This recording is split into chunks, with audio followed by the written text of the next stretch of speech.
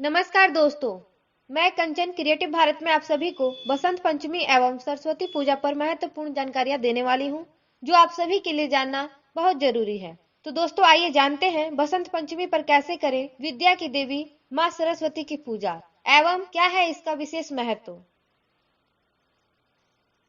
दोस्तों माघ मास के शुक्ल पक्ष की पंचमी तिथि को बसंत पंचमी के रूप में मनाया जाता है। इस दिन विद्या की देवी सरस्वती की पूजा की जाती है। माना जाता है कि इस दिन शब्दों की शक्ति मनुष्य की झोली में आई थी। इस दिन बच्चों को पहला अक्षर भी सिखाया जाता है ताकि उनकी शिक्षा आगे सफलतापूर्वक सिद्ध हो।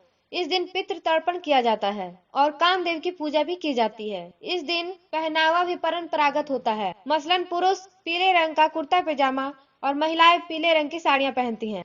इस दिन गायन वादन भी होते हैं। गायन वादन के साथ अन्य सांस्कृतिक कार्यक्रम भी होते हैं। सरस्वती को समस्त ज्ञान, साहित्य, संगीत, कला की देवी माना जाता है। शिक्षण संस्थाओं में बसंत पंचमी बड़े धूमधाम से मनाई जाती है। यह शिक्षा ही तो मनुष्य को पशु से अलग करती है। शास्त्रों में ऐसा कहा गया है कि ब्रह्मा जी ने सृष्टि की रचना करने के बाद मनुष्य की रचना की। मनुष्य की रचना के बाद उन्होंने अनुभव किया कि केवल इससे ही सृष्टि की गति नहीं हो सकती, तथा उन्होंने विष्णु भगवान से अनुमति लेकर एक चतुर्भुजी स्त्री की रचना की, जिसके एक हाथ में वीणा, दूसरे हाथ में वर मुद्रा तथा दोनों हाथ में पुस्तक और माला थी। शब्द के माधुर्य और रस से युक्त होने के कारण इनका नाम सरस्वती पड़ा। सरस्वती ने जब अपनी वीणा को झंकृत किया तो समस्त सृष्टि में नाद की अनुगूंज हुई। चूंकि सरस्वती का अवतरण माघ मास के शुक्ल पक्ष की पंचमी को हुआ था, इसलिए इस दिन को बसंत पंचमी के रूप में मनाया जाता है। यह भी मान्यता है कि भगवान विष्णु के कथन अनुसार ब्रह्मा जी ने सरस्वती देवी का आवाहन किया। सरस्वती माता के प्रकट होने पर ब्रह्मा जी ने उन्हें अपनी वीणा से सृष्टि में स्वर भरने का अनुरोध किया। माता सरस्वती ने जैसे ही वीणा के तारों को छुआ, उससे सा शब्द फूट पड़ा। जी हाँ दोस्तों, ये शब्द संगीत के साथ सुरों में प्रथम सुर है। ध्वनि से ब्रह्मा जी की मुख सृष्टि में ध्वनि का होने लगा। हवाओं को, सागर को, पशु पक्षियों को एवं अन्य जीवों को वाणी मिल गई। नदियों में कलकल की ध्वनि फूटने लगी। इससे ब्रह्मा जी बहुत खुश हुए। उन्होंने सरस्वती को वाणी की देवी नाम से संबोधित किया और उन्होंने एक बागेश्वरी नाम भी इन्हें दिया। आइए दोस्तों जानते हैं माँ सरस्वती की पूजन विधि और उससे होने वाले ज्ञान। दोस्तों ज्ञान और वाणी के बिना संसार की कल्पना करना भी असंभव है। माता सरस्वती इनकी देवी है, अतः मनुष्य ही नहीं देवता और असुर भी माता की भक्ति भाव से पूजा करते हैं। सरस्वती पूजा के दिन लोग अपने अपने घरों में माता की प्रतिमा की पूजा करते हैं। पूजा समितियों द्वारा भी सरस्वती पूजा के अवसर पर भव्य आयोजन होता है। सरस्वती पूजा करते समय सबसे पहले सरस्वती माता की प्रतिमा अथवा तस्वीर को सामने रखना चाहिए। इसके बाद कलश स्थापित करके गणेश जी तथा नवग्रह की विधिवत पूजा करनी चाहिए।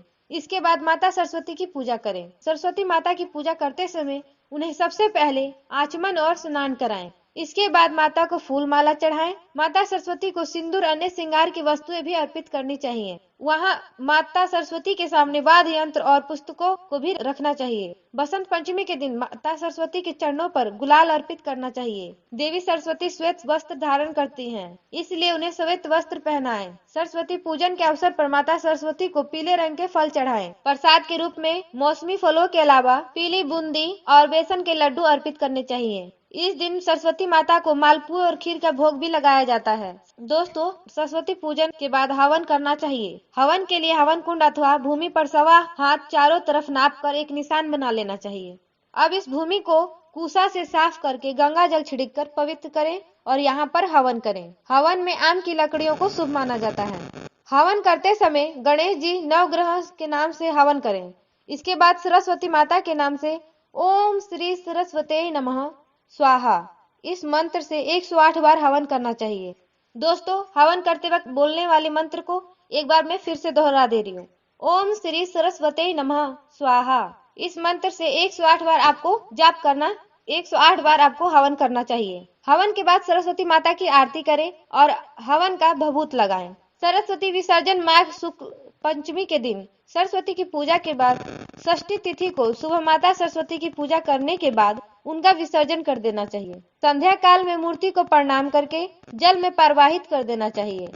आइए दोस्तों जानते हैं सरस्वती पूजन के पीछे पौराणिक मान्यताएं क्या हैं। श्री कृष्ण ने सरस्वती की प्रथम पूजा इस दिन देवी सरस्वती पूजा के रूप में की है। इनकी सबसे पहले पूजा श्री कृष्ण और ब्रह्मा जी ने की है। देवी सरस्वती ने जब कि श्री कृष्ण को देखा तो उनके रूप पर मोहित हो गई और पति के रूप में पाने की इच्छा करने लगी। भगवान कृष्ण ने इस बात का पता चलने पर उन्होंने कहा कि वो तो राधा के प्रति समर्पित हैं, परंतु सरस्वती को प्रश्न करने के लिए श्री कृष्ण ने वरदान दिया कि प्रत्येक विद्या की इच्छा रखने वाला माघ शुक्ल की पंचमी को तुम्हारा पूजन करेगा।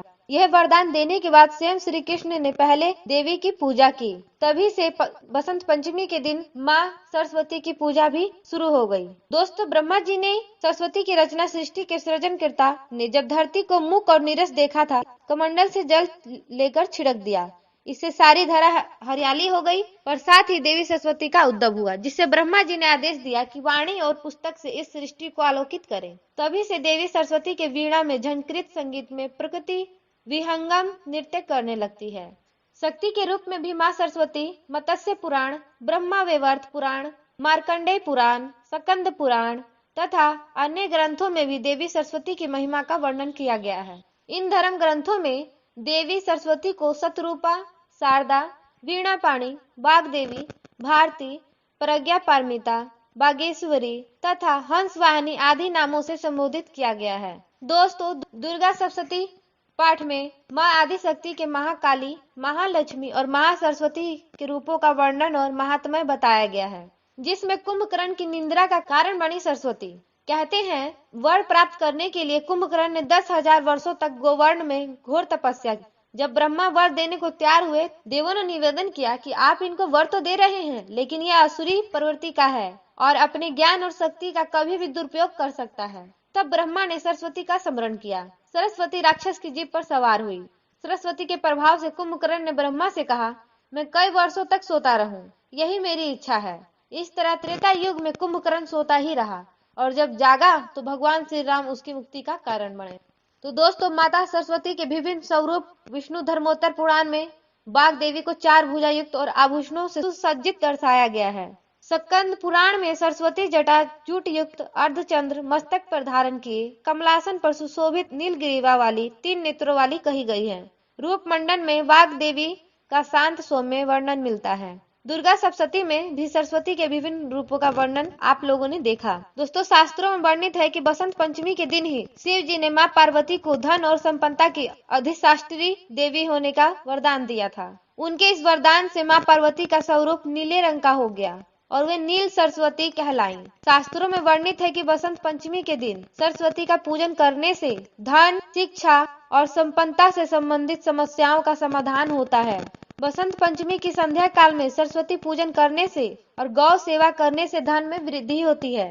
दोस्तों, बसंत पंचमी अक्षर अभ्यास का दिन है। इस दिन बच्चों को अक्षर अभ्यास कराया जाता है। तात्पर्य यह है कि विद्या अध्ययन प्रारंभ करने से पहले बच्चों के हाथ में अक्षर लिखना प्रारंभ कराना। इसके लिए माता पिता अपने बच्चे को गोद में लेकर बैठे, बच्चे के हाथ से गणेश जी को पुष्प समर्पित कराएं और स्वस्तिक वाचन इत्यादि का पाठ करके बच्चों को अक्षर अभ्यास करवाएं। मान्यता है कि इस प्रक्रिया को करने से बच्चे की बुद्धि तीव्र होती है। बसंत पंचमी एक नजर में यह दिन बसंत ऋतु के आरंभ का दिन होता है। दोस्तों, ये थी माँ सरस्वती जी की बहुत ही महत्वपूर्ण जानकारियाँ। दोस्तों, इस दिन बसंत ऋतु आरंभ होता है। इस दिन देवी सरस्वती और ग्रंथों का पूजन किया जाता है। 9 बालक बालिका इस दिन से विद्या का आरंभ करते हैं। संगीतकार अपने वाद्य यंत्रों का पूजन करते हैं। स्कूल और कुलों में सरस्वती और वेद पूजन किया जाता है। हिंदू मान्यता के अनुसार बसंत पंचमी को अबुझ मुहूर्त माना जाता है, यानी इस दिन आप बिना मुहूर्त जाने शुभ और मांगलिक कार्य कर सकते हैं। तो दोस्तों, ये थी बसंत पंचमी पर महत्वपूर्ण और विशेष जानकारियाँ। आशा है ये जानकारी आप लोगों को अच्छी लगी होगी। आप कमेंट बॉक्स में अपना विचार जरूर व्यक्त करें और हमारे चैनल क्रिएटिव भारत को सब्सक्राइब करें। मिलते हैं अगली वीडियो में, तब तक के लिए धन्यवाद।